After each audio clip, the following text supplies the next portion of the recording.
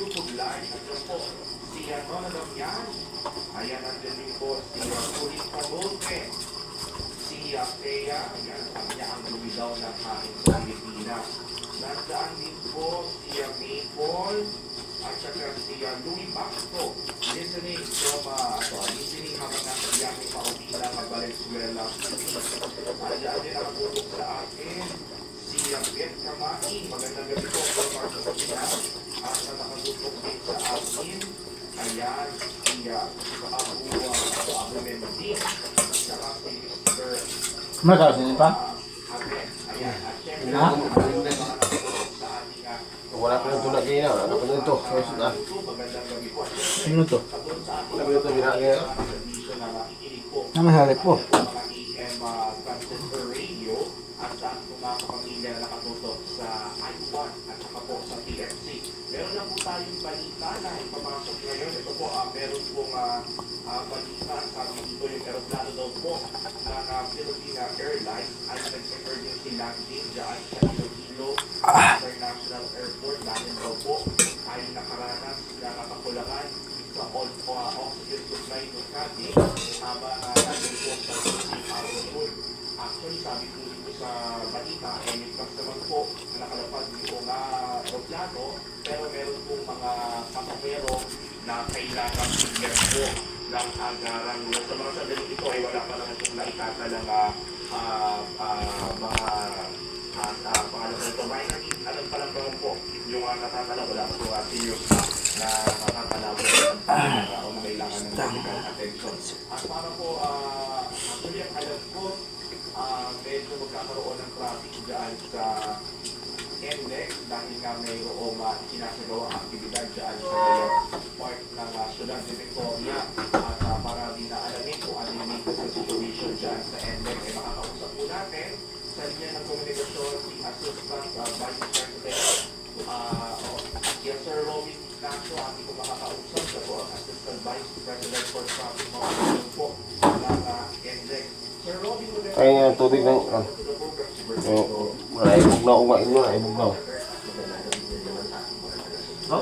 Sir, sa mga sandali ito, 49, ano po ang latest situation po, traffic situation po dyan sa NLEX?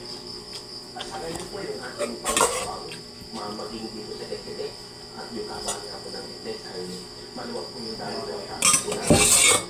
Pagkaman kanina po Manok pellet soup. Siyempre po Victoria dahil meron nga po event ng ating mga kapatid iglesia dito sa Pilipinas at saka dito sa stadium magkakalan po natin. Sa ngayon po ay nakapasok po lahat yung mga gagawin. Kanilang mga agent, meron na po sa kanilang schedule. Schedule of event na po sila. Pero nagdagsa na po na kanina between 2 p.m.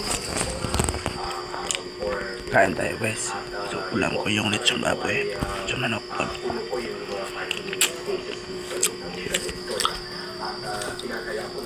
Salita kasi nga guys ha.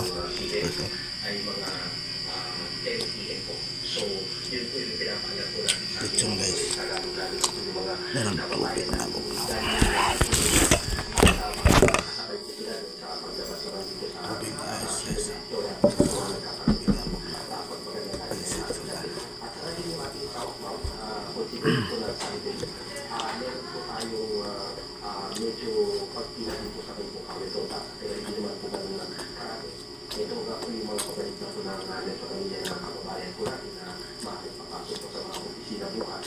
At kami na rin po ay nahanda na po yung aming counter flow mula po pero sa Petson. ng bukang po para po yung pinag ang mga balisaw para matapakapan po yung mga pagsisit ng dali ng Petson guys. So, ilang oras po sir, ang natin ang expected natin na medyo magkakaroon po ng kaunting pagbigat sa dali ng traffic. Via 10 po, mga 12 noon, after midnight. Actually, mga ganyan po, between 1.5 to 2 hours po ang gusto yung volume po natin dito sa loob ng Pilipinas. Lalo na po at puno po talaga yung lahat ng parking spaces ko dito sa Ciudad Victoria. So, yung ating mga kababayan na uwi po ng Huwag nga. Huwag kaso. Lamig. wala na yung kabayan yung 10 p.m. para Petson manok. Pansit. Kanin.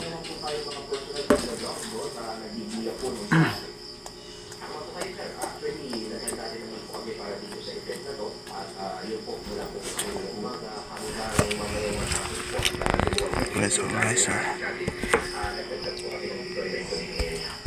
Yung bahay naman guys.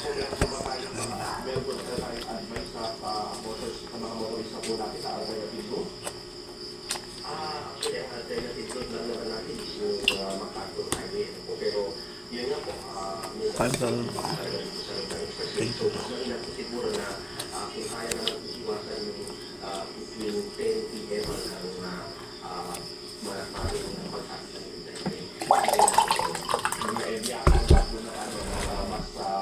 Ang gabi na o mas late na para ka po makaliwas sa traffic. Oo, sa ngayong oras na po, kung hindi naman po sila ganun karayo po na kaya pa po nila iwasan.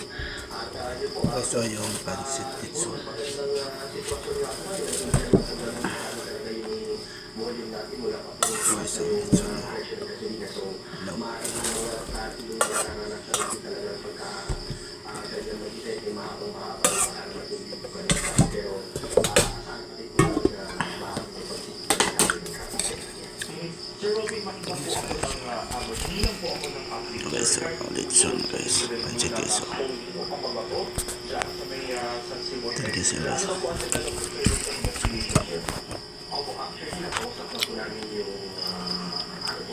Pansit na sulan guys. Intended sa manok. Yun nga po, nakapagpag-ugnayan na rin po kami sa mga local government na nakasasakop po ng area. At ganoon din po na sa kapulisan po meron ng pag-ugnayan ng pulisan na yun po ay I think tuloy-tuloy pa rin yung inspection natin nila.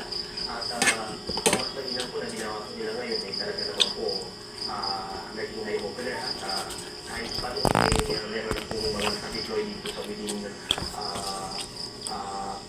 areas ng NDEX, yung mga communities at resident, yung ating mga pulisan. Pero siniguro po ng pamunuan po ng Philippine National Police at ang Region 3 na pagiging po yung pagbabad na dito sa mga areas. Lalo-lalo na po at